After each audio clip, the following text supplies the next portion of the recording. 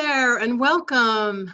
I'm Michelle Marchant Johnson with Love Life Coaching. This is my wonderful husband, Benjamin, and we are going to take on a question today that we're commonly asked and recently received from a member of this audience. And that is simply this question. Are relationships, particularly exclusive, partnership, marriage, committed relationships, as important to men as they are to women? Well, the short answer is yes, but we're not going to leave it there. We're going to take this on from both the male and female perspective in this new series called He Said, She Said. As I mentioned, I'm Michelle Marchant Johnson with Love Life Coaching, and I'm so thrilled that my wonderful husband, Benjamin, has agreed to show up with me on some of these videos to offer the male perspective on some of these questions. I'm really grateful to you, honey, and I'm going to let you start out on this one, and then I'll bring us home. Okay. There's probably no suspense here. The answer to this is yes. As I can speak from my own experience, many of you already know that Michelle and I got our marriage start a bit later than average. It was a first marriage for both of us, but I was in my late 30s and she was in her early 40s when we first got married. But all through that period of being single for 20 years after high school, marriage and the right relationship was something that was constantly in my mind. My difficulties centered around issues of my own preparedness, my own readiness for marriage. I was putting together a career. I was going through undergraduate, graduate, and then back 3 years later for another graduate degree, trying to put myself in a situation where, and I'll give the quote to you that I gave to Michelle, put myself in a situation where I could look a woman in the eyes and seriously propose marriage and not be laughed off the stage. What that comes down to is I had this need to feel that I could, well, for want of a better way to put it, I could deliver the goods, that I could be the kind of stable, long-term, loving relationship that a woman could count on. And this is something that men want. And men, what men really want in particular is they want a scenario in which they can feel that they can come home, they can be there at night after having accomplished the things that they need to accomplish during the day, that they can be in an environment that is not only supportive, but is friendly and warm as well. It's a quote I've used before, but as that old reprobate H.L. Mencken said, women have the capacity to make men perfectly happy, but they seldom know how to do it. They make too much effort. They forget the profound power of simple amiability, friendliness. A lot of women are very determined to have a life that they want, and that includes having the man that they want, and they genuinely want his happiness. But I think the mistake they sometimes make is that they have a vision in their own mind of what a happy man looks like or should look like. And they very much want the man in their life to reflect that vision. Whereas I know I can speak for myself, and I fancy that I can speak for a fair percentage of men as well. But what a man wants is a recognition on the part of the woman that he, and this may be controversial, but it's nonetheless true, he is just as emotionally complex a being as the woman in his life is.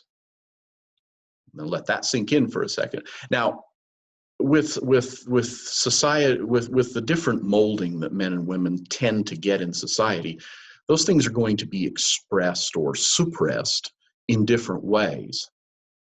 But I think as a woman, you can go far by realizing that when you represent to a man a warm and a friendly place for him to be, that's going to make all the difference in the world. Now, and I'm not saying that you roll over and ignore your own needs or accept any bad behavior. And I'm not saying that there's not going to be the occasional disagreement or argument. What I'm saying is that you realize that the happiness that he is trying to find in the relationship needs to be respectful of his terms for that happiness and his feelings about that happiness. Women are very familiar with the oft-heard complaint of women that, a man needs to get in better touch with what I'm feeling, and he needs to better meet my emotional needs. And, I say, fair enough. But the more a woman realizes that a man, although they're going to be structured differently, they're going to be found out in different ways, the faster a woman realizes that a man also has emotional needs, and he needs the opportunity to grow and discover them in his own way, rather than being made some kind of happiness project. That's going to make things work out so much better. So yes, men crave relationships, and sure, a man can go out and have a successful career, and he can get accomplishments stacked up. But as the old saying goes, grief will attend to itself over time. But to get the real value of a joy, you have to have someone to share it with.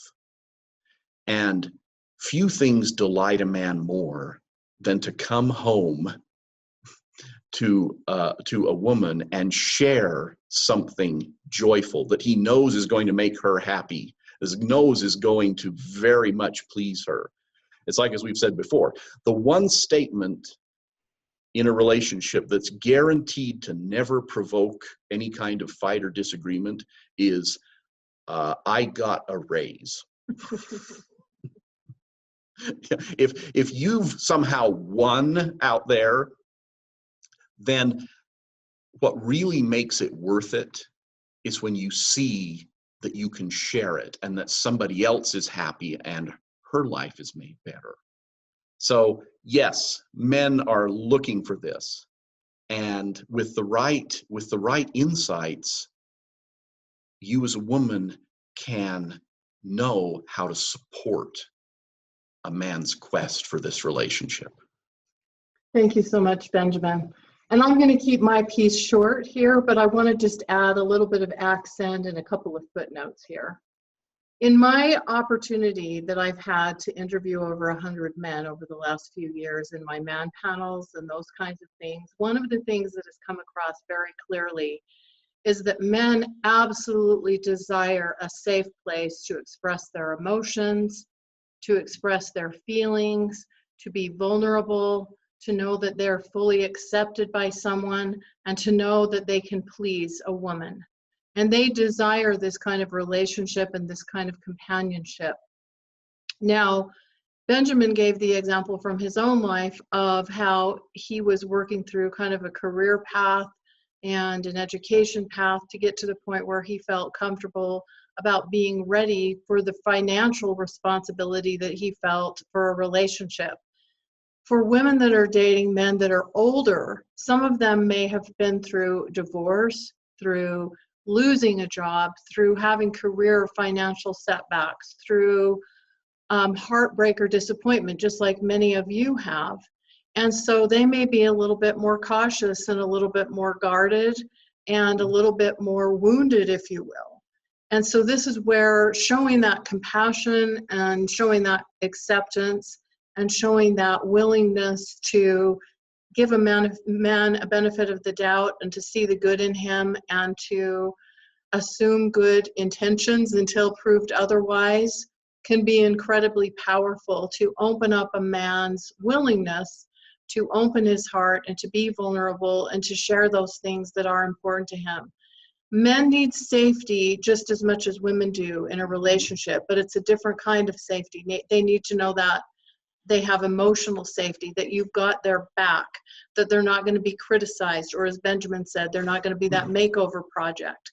What you see is what you get with a man. And so if you're not willing to accept him as he is, it is best to move on to another man, someone that you can accept, because men resist and do not want to feel like they would be accepted if only they would change this or that about themselves, or that you need to kind of fix them up. So that's a really important piece of this, and those are some really important elements that could be impacting a man in terms of his openness and readiness for a relationship. The other thing that I will mention is that I do think for at least women of my generation, I was born in the 60s, for women of my generation, many of us were socialized or brought up with the idea that love, marriage, a relationship, family, motherhood, that was what it was all about. And many of us in my generation also have explored the world in other ways. We've had opportunity for education, careers, and other opportunities that maybe weren't available for women in generations before. And that's kind of shifted some of the dynamics and caused a certain amount of confusion, which is a whole nother topic we can take on another time. But what I will also say is that, sometimes men need a little bit of guidance and support in knowing what you want and what's important to you, and a little bit of an understanding about if there's compatibility in terms of what you both want. And a lot of men were also brought up with the idea of the importance of pursuing education, career, having experiences and exploration. And so particularly in the case of younger men or men that are facing challenges, they may be so focused on that, at least for a period of time, that they may not for a period of time be as open or ready for intimacy in a relationship because they're so focused and feeling like they need to have that handled before they're ready. So those are just some general guidelines and things to look for. But in terms of men having a desire for intimacy and acceptance and a safe place to share their hopes, their dreams, their innermost thoughts, their feelings, men absolutely long for that. In fact, so many are absolutely starving for it. So we hope this is helpful and hope this gives you some ideas and perspective on this particular question that you can take forward. And we are so happy to have you join us. We hope you'll leave a comment below, click the like button, and subscribe. And we'll be back soon with more He Said, She Said. Bye-bye for Bye, now. ladies.